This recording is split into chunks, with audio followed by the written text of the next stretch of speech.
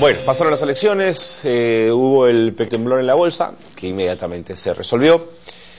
Hay gente que todavía tiene mucha incertidumbre. Una señora el fin de semana pasado, si no me equivoco, sacó $100.000 del banco por ese tema, temores, incertidumbres, y en Caminos del Inca, en Surco, fue asaltada y le robaron los $100.000.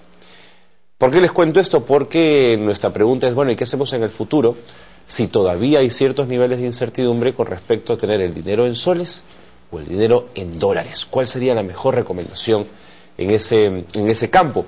Bueno, estamos con Fernando Arrunategui, decano de la Facultad de Gestión de ISIL, con quien vamos a conversar de este tema. ¿Cómo está, señor Arrunategui? Muy bien, Carlos. Gracias por la invitación. Buen día, bienvenido. Es natural que el precio del dólar oscile, cambie. Además, nuestra economía se dolarizó en los 80, básicamente. Veníamos de un temporal. La gente se protegía, ¿no es cierto?, de que hubiese una debacle económica ahorrando en dólares. ¿Hoy tiene sentido seguir manteniendo las dos monedas? ¿Qué impresión tiene usted? Bueno, esto esencialmente depende de cuáles son las metas que tiene la persona y las deudas que pudiera tener, ¿no? Por ejemplo, si una persona tiene una deuda importante en dólares, pongamos algo simple, una hipoteca en dólares. A 20 años. Entonces, esa persona en particular, a pesar de tener un ingreso en soles, dado que tiene esta deuda en dólares, debe aprovisionarse de dólares para poder hacer sus pagos. Así es. Alguien que no lo tiene, que no tiene ese tipo de deuda, puede confiar en el sol. En los últimos 10 años, el sol se ha venido apreciando de forma sistemática en la medida que la economía peruana ha ido desarrollándose de forma también sostenida. Esto no va a cambiar en 2 o 3 o 4 días, o en un mes o en 2 meses.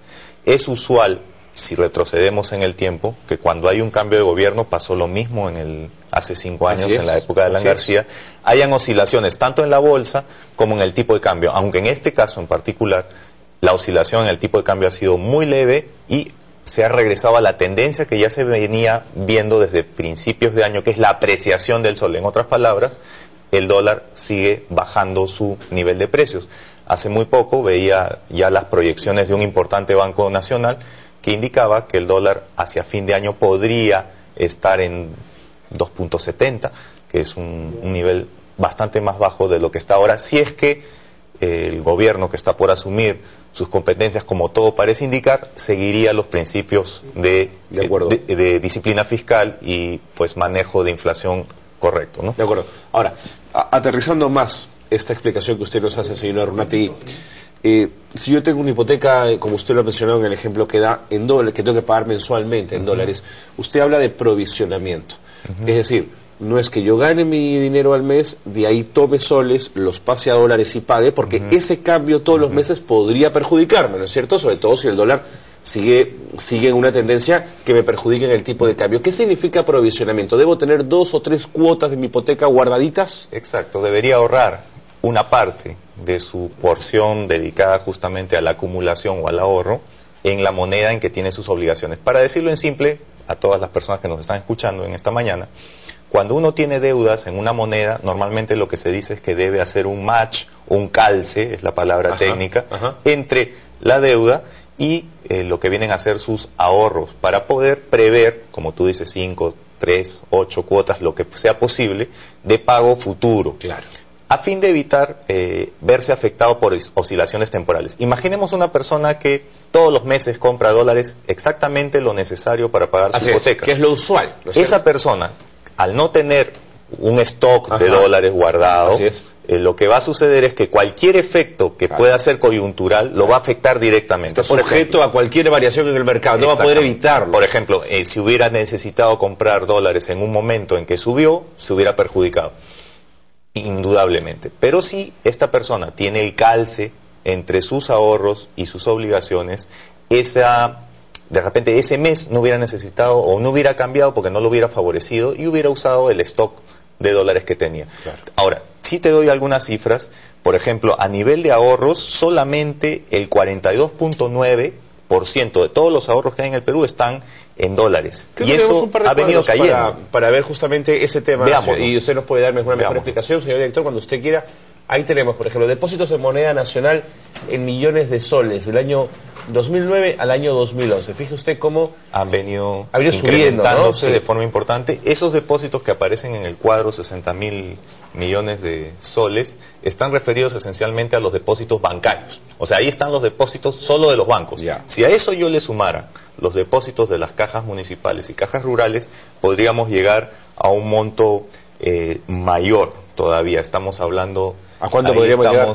Hablando solo de ahorro en moneda nacional, podríamos estar llegando a unos 70.000 millones, exactamente 70.000 y algo más. Correcto. Que son 10.000 millones más que están en el sistema microfinanciero, ¿no? Ahora, hagamos la comparación con los depósitos en moneda extranjera, que lo vamos a tener también en el cuadro, y vamos a ver cómo se produce ese diferencial. Ahí volvemos a Nacional. Por favor, moneda extranjera. Eso es.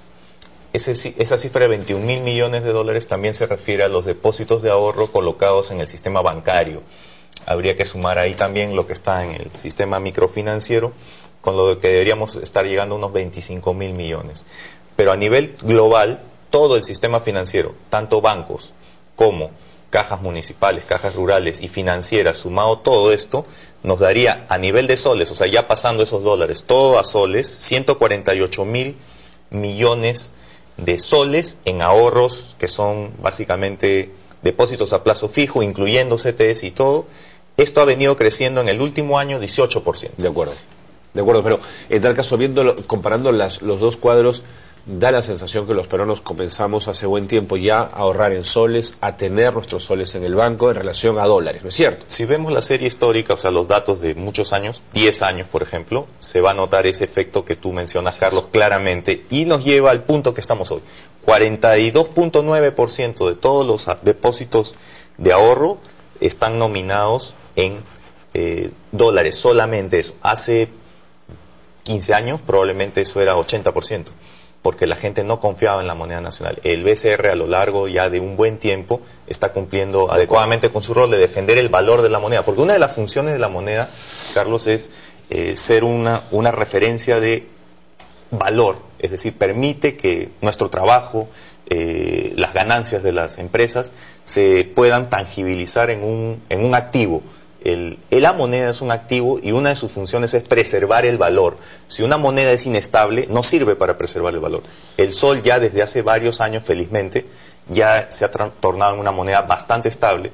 E incluso en los últimos años, monedas duras, entre comillas, como el dólar o el euro, han mostrado más volatilidad que el propio sol. Así es. Ahora,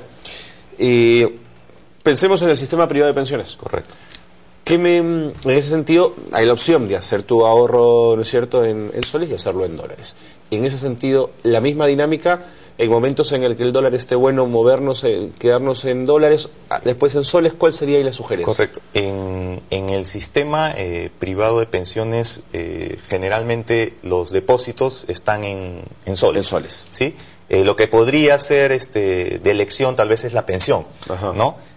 Yo sugeriría a las personas que van a obtener una pensión, elegir todavía el sol en este momento. Si es que tuviera que tomar la decisión. ¿Por qué? Sí, porque lo que se aprecia es que los fundamentos de la economía peruana van a seguir permitiendo que el sol mantenga su valor, por un lado, y por otro lado, si estudiamos los datos desde series atrás, porque cuando retrocedemos un paso y vemos la perspectiva global, nos damos cuenta que lo que pasa en un mes, en un día, realmente no tiene una significación muy grande.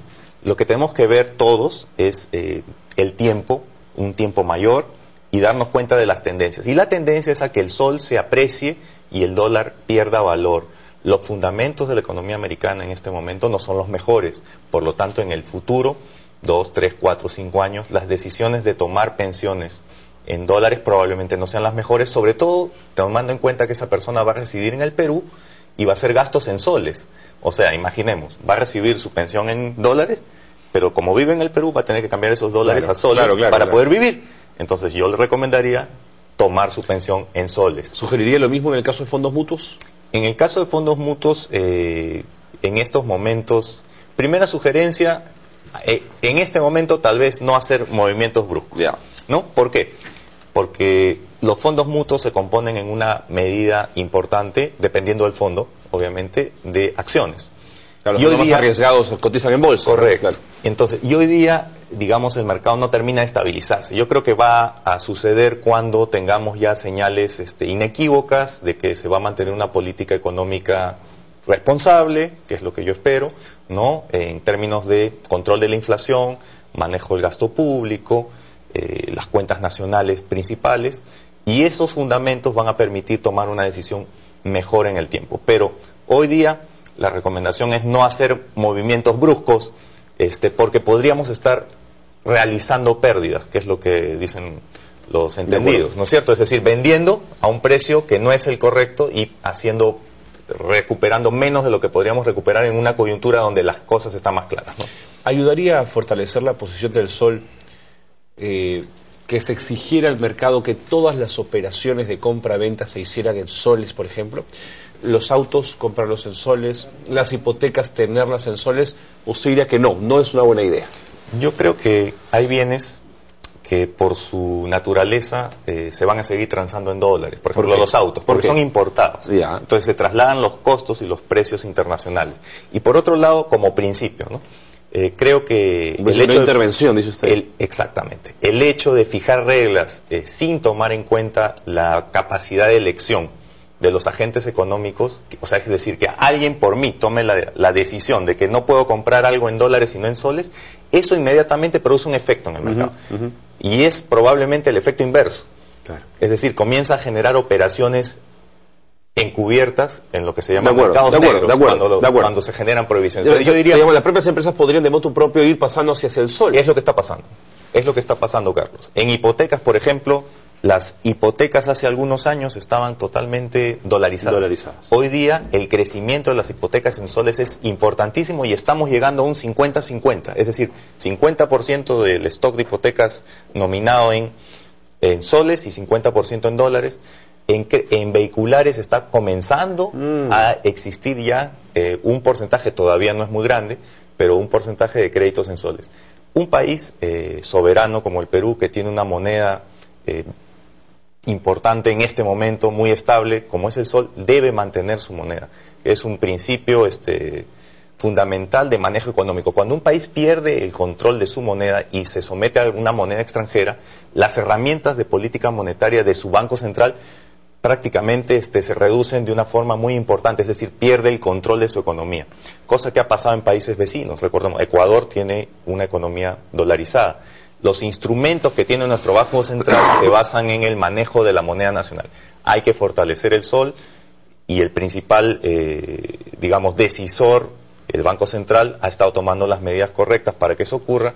Las personas han estado acompañando con la confianza correspondiente con los indicadores que te digo.